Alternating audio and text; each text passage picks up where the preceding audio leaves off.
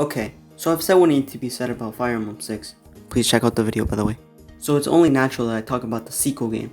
Actually, it's a prequel. Fire Emblem 7 The Blazing Blade is a horrible game that many of you had the displeasure of playing first, including me. So today, I'm going to be spouting irrefutable facts as to why I think this game is so bad and why you should think so too.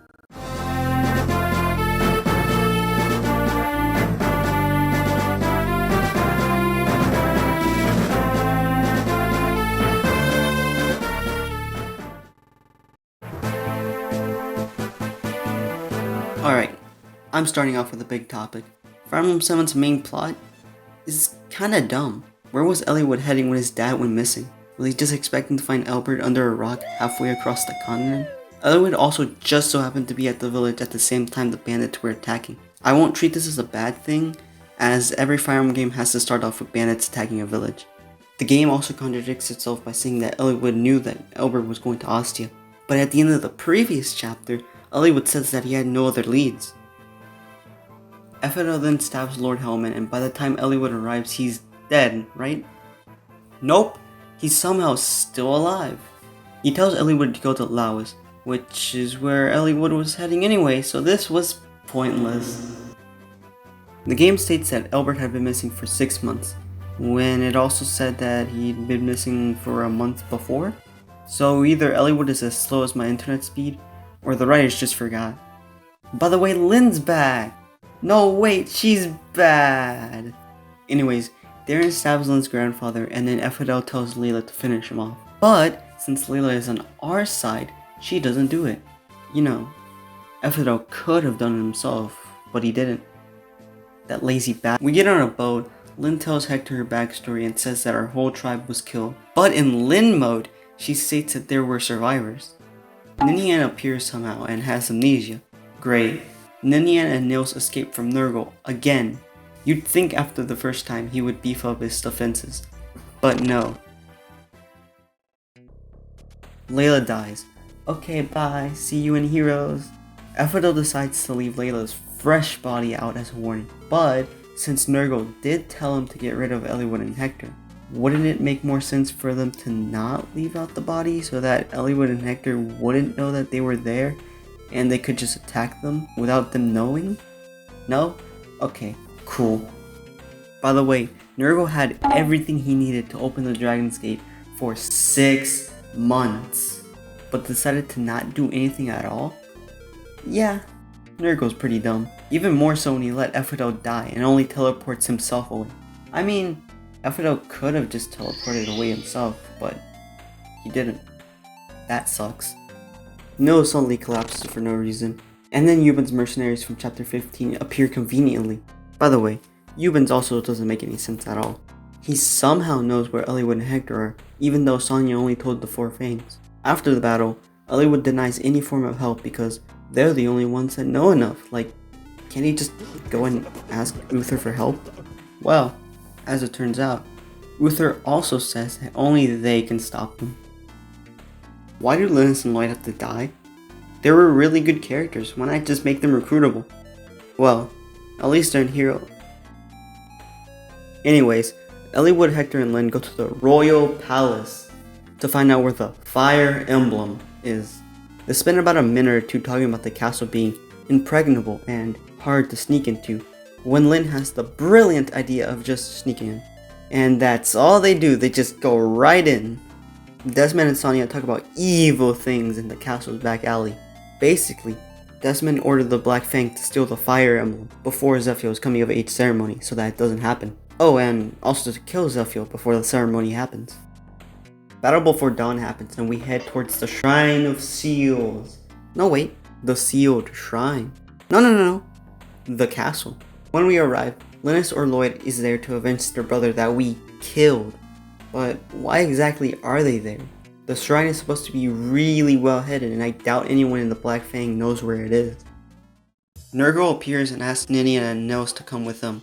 Ninian makes a deal, transfers her power to Nils, and they f*** off. Eliwood or Hector do their character specific chapter to get their character specific legendary weapon. And while this is happening, Nurgle tells Ninian that he can get her to open the gate without consent. which makes her turn into a dragon and fly off to Elliewood. But how does she turn into a dragon? Nurgle took her dragonstone and it takes a lot of power to stay a dragon for long periods of time. She's also flying a long distance to Elliewood as well. Ninian appears and Elliewood kills her because Durandal moved on its own. Nurgle soon appears and takes Nils for his replacement. But then he just leaves without Nils? We then get Nurgle backstory. Oh, also Athos only hit Nurgle for 5 damage. What a bad unit. Nurgle then gets the ability to summon dragons whenever he wants, but then says he won't do it now because he's lost a lot of acquaintances while fighting Athos, even though it barely scratched him and even gloats about it afterwards. Elliewood, Hector, and Lynn go back to the Dragon's Gate and Fergus doesn't join them. Nils warns them of Lynstilla and they fight. Afterwards, Elliewood asks Nils his backstory and he says okay. After that, Elliewood says something about the power of friendship. They find Nurgle and he summons a bunch of morphs that look like the bosses that we defeated before. This vaguely reminds me of something. Well anyways, Nurgle reveals his Zuko cosplay and the final chapter begins. It's not a bad chapter at all. I actually think it's a good chapter. Okay, it's not. Nurgle dies. Just before that, he summons 3 big dragons. But wait, Bremimod is here, and he brought Ninian as well. I thought she was dead. Well, apparently Bremimod revived her. Don't think too hard about it, just go with it. Ninian kills 2 of the dragons, but leaves one of them to us. So here we have the final boss, a dragon. Creative, hasn't been done before. Almost nothing can touch him except Elliewood, Hector, and Athos. No wait, Kanos can too, with Luna! Yeah, you can just one-shot the boss with either Athos or Kanos via Luna. Lynn barely does anything at all. How is my waifu supposed to beat him?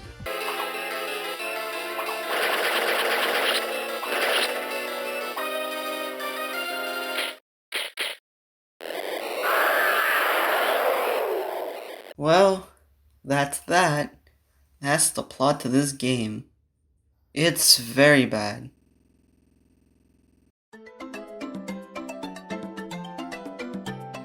Well, I guess they kind of fixed the support system. It's still really slow though. So they added the monk class.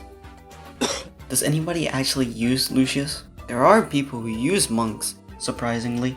But light tomes just aren't that great. You're more better off just using Urk or Pen. Even Nino can be better than another low damage staff bot. Do I even need to explain why this is a dumb feature? Again, do I really need to explain to your gremlin why this is a bad feature? Most of the villains, with the exception of Linus and Lloyd, they're cool, are all dumb. Darren's dumb, Ephido's dumb, Ursula's dumb, Sonya's dumb, Lynstilla's dumb. Nurgle's a special kind of dumb. I mean, Nurgle could have easily just warped to Elliewood and Hector and just nuked them with his personal tome when they were level 1. Or he could have just carried out his plan at the Dragon's Gate before Elliewood and Hector arrived. He had everything already there. But no, he decided to do absolutely nothing. And then there's Denning. There's nothing special about Denning. Okay, so Legault's nickname is the Hurricane, right? Well, as it turns out, someone else also has that nickname, the boss of Chapter 21, which is first seen in Chapter 15 of Hector Mode. This is actually a translation error, as Yuban's nickname in the Japanese version is Fierce Eagle. This really isn't a big issue at all. I just get kind of annoyed that it's not centered. It doesn't bother me at all. Not at all. Yeah, Luna's pretty broken. In Kanos's ending, the word he is not capitalized.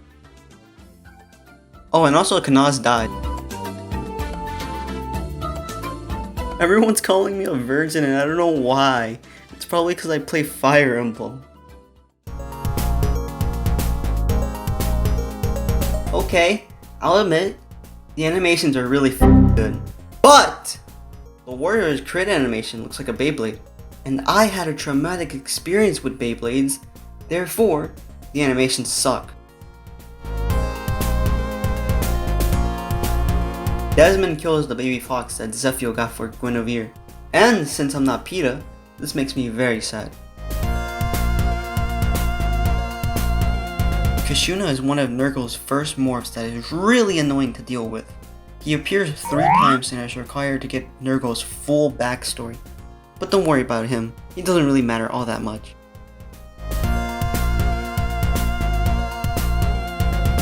This game is way too easy. I could literally put any character with a javelin or a hand axe, and it would just plow through enemies like butter. Normal mode for both Eliwood and Hector's Tail is easy the whole way through as you have access to these fine gentlemen. Hard mode is kinda tricky as Eliwood Hard and Hector Hard are completely different from one another. Eliwood Hard is kinda tough, but not really.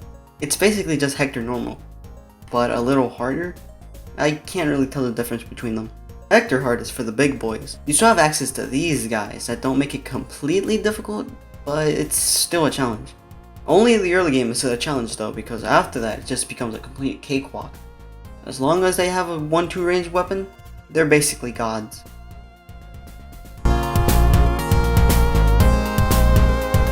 In conclusion, this game is bad. Please like and subscribe.